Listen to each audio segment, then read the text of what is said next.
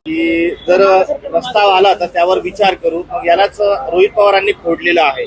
दोन्ही नेत्यांचे परस्पर विधान आहे. खरं तर असा प्रस्ताव आला तर विचार करू म्हणजे त्यांचे पक्षप्रमुख शरद पवार साहेब असतील आहेत, आणि त्यालाही अनेक खासदार आहे. त्यामुळे सगळे मिळून काही विषय असेल तर होऊ शकतो. असा व्यक्तिगत कोणी विचार केला तर कोणत्याच पक्षात काही होऊ शकत नाही. अमोल कोल्हेंनी मुख्यमंत्री देवेंद्र फडणवीस यांचं कौतुक केले. त्यासंदर्भात फडणवीस इन्फ्रामॅन म्हणून आदरानं नाव घेतलं. देवेंद्र फडणवीसांचं कौतुक करायला काही हरकत नाही ना तशी, पण कौतुक केलं म्हणून देवेंद्र फडणवीसांच्या पक्षात गेलो किंवा जायला पाहिजे असं कोणी सांगितलं? आपल्या राज्याचे मुख्यमंत्री चांगलं काम केलं करत असेल तर कौतुक कोणी करायला त्याला मला असं वाटत नाही. मी तर विरोधी पक्षातला सदस्य आहे, तरी अशी हरकत असेल काही कारण नाही म्हणून काय त्यांच्या पक्षात जावं तर त्यांनी काही सांगितलं तर ऐकावं असा थोडी त्याचा अर्थ होत असतो. खासदार केल्यानंतर काही जण रडारड करत आहेत. 6 खासदारांच्या मतदारसंघात जाऊन काही जणांनी रडणं सुरू केले. अशी टीका ज्याची श्रीकांत शिंदेने उद्धव ठाकरेंवर केली. श्रीकांत शिंदे आणि उद्धवजी ठाकरे साहेबांसमोर किती वेळेस येऊन श्रीकांत शिंदेने रडारड केलेली आम्ही बघितलेली.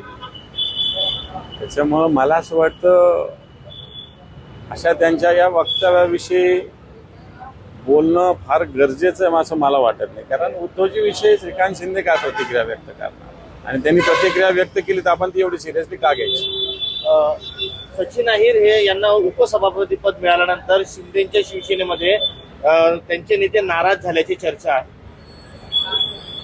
हे पहा, आम्ही परवाच सांगितलं, सचिन अहिर आदल्या दिवशी 9 वाजेपर्यंत आम्ही एका बेंचवर बसतो, आम्ही सोबत जेवलो त्या दिवशी दिवसभर. सगळं अधिवेशनात असो नेहमी आम्ही सोबत असतो.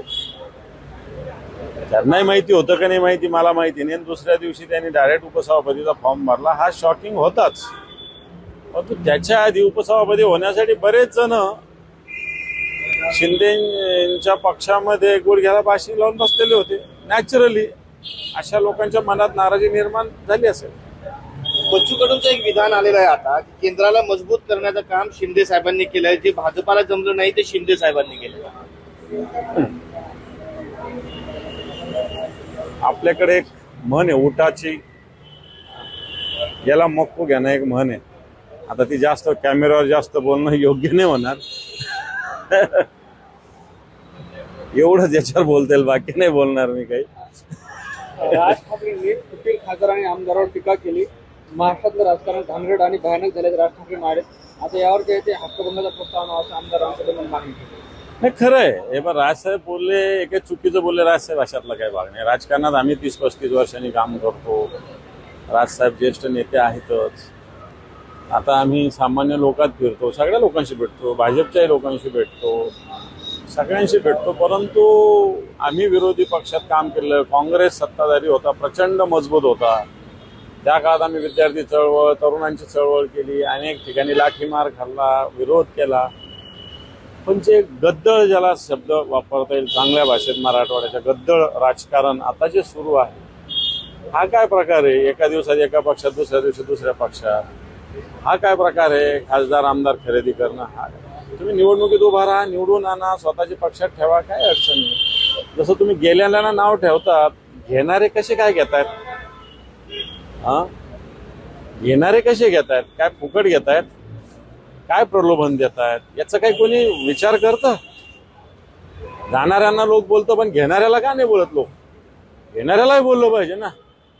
उद्या आपण जर काही गोष्टी घेत असू तर त्या कशा घेतो, काय घेतो, आधी काय केलेलं आहे, आधी कोणाच्या भूमिका काय होत्या, याही तपासल्या पाहिजे. मग लोकांचा आरोप आहे की पैसे देऊन घेतले वगैरे वगैरे वगैरे. तर मला असं वाटतं या सगळ्या विषयाची सुद्धा तपासणी होण्याची आवश्यकता. मला असं वाटतं ओव्हरऑल राजकारणामध्ये या सगळ्या स्थिती आताच्या निर्माण झाल्या, या वेदनादायी आहे. बाकी पक्षातले 4 लोक गेले म्हणून दुःख व्हायचं काही कारण नाही. पक्ष ही चालणारी प्रक्रिया आहे सतत. 4 लोक गेले तर 4 लोक येत असतात. कोणताही पक्ष, मी आमचाच पक्ष नाही म्हणत, कोणताही पक्ष, 4 लोक गेल्यावर 4 लोक त्या पक्षात येतच असतात. त्यामुळे दुःख व्हायचं काही कारण नाही. पण अशा पद्धतीने जे राजकारण चालू आहे हे वेदनादायी, एवढं तर नक्की. आणि मग याच्यामुळे चळवळीत काम करणाऱ्या कार्यकर्त्याला असं वाटतं की हे सगळं सोडून द्यावं आणि आपल्या शेती पोती जे काय व्यवसाय केलं तर बरं, कारण हे रोज बाजारासारखं उभं राहण्याला काय अर्थ आहे. संजय राऊतांचं एक विधान आहे, सध्या ऑपरेशन टायगर होत आहे, ऑपरेशन तुतारी होत आहे, एक दिन ऑपरेशन कमळ सुद्धा होईल आणि ते आपापसातच त्यांच्यातच होईल. हे मी परवा मोहित कंबोज, मी तर म्हणेल एक दलालच आहे, आता स्पष्टच बोलतो, यांच्याविषयी बोललो. मला विरोधी पक्षापेक्षा भाजपच्याच लोकांचे फोन आले. मला आता कोणाचे आले हे सांगणं योग्य नाही होणार, पण मला भारतीय जनता पार्टीच्याच लोकांचे फोन आले. तुम्ही बरोबर बोललात. याचाच अर्थ भारतीय जनता पार्टीमध्ये काय चालू दिसतं ना, आता समोर बसलेले लोक आम्ही बघतो सभागृहात, कोण लोक नेतृत्व करतात भारतीय जनता पार्टीचं, जे खरोखर भारतीय जनता पार्टी या लोकांच्या हातात नेतृत्व आहे का? चंद्रकांत दादा गुपचूप असावं लागतं. विखे पाटील नेतृत्व करतात, गोरे कोण नेतृत्व करतात, शिवेंद्रराजे कोण नेतृत्व करतात, हे काय प्रकार आहे? प्रवीण दरेकर नेतृत्व करतात, प्रसाद लाड, हे कोण आहे? भारतीय जनता पार्टीचे लोक आहे काय? जे भारतीय जनता पार्टीचे उरून लोक आहे तो शांत असतात ते.